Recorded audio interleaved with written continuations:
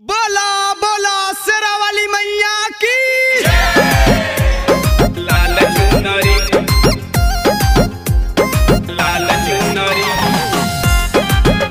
सैया जाके ले आती ना लाल चुनरी। Music by Rishi Raj RRB लाल चुनरी सैया को हरब सिंगार मैया लगी है सुनरी।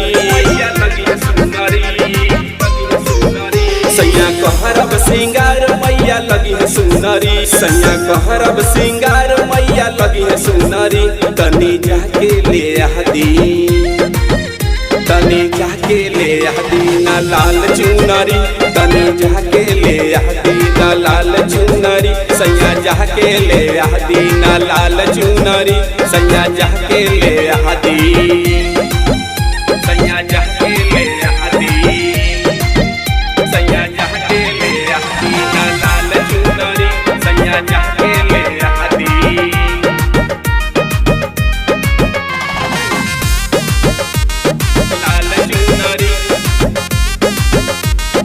लाल चुनरी। मालिन के घरवा से अढ़ौल लिया दी। देवरू के कलसा लिया वेला बैठा दी। देवरू के कलसा लिया वेला बैठा दी। मालिन के घरवा से अढ़ौल लिया दी।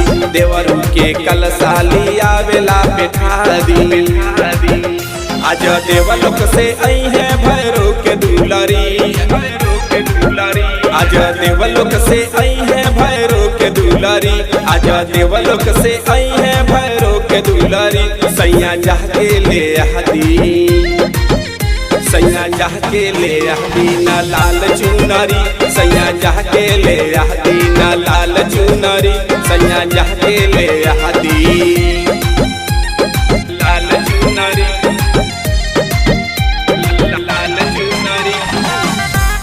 Recording by RRT Digital Recording Studio Chhadadam सैया जाके ले आती ना लाल चुनरी। लाल चुनरी चरण पखारे खाती गंगा जी के पनिया।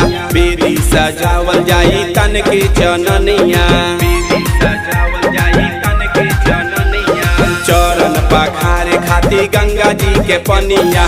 बेदी सजावल जाई तान के चननिया।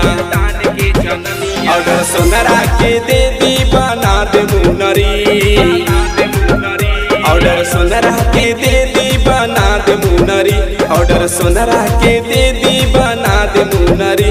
सैया जाके ले आदी, सैया जाके ले आदी ना लाल चुनरी। सैया जाके ले आदी ना लाल चुनरी। रौरा जाके ले आदी।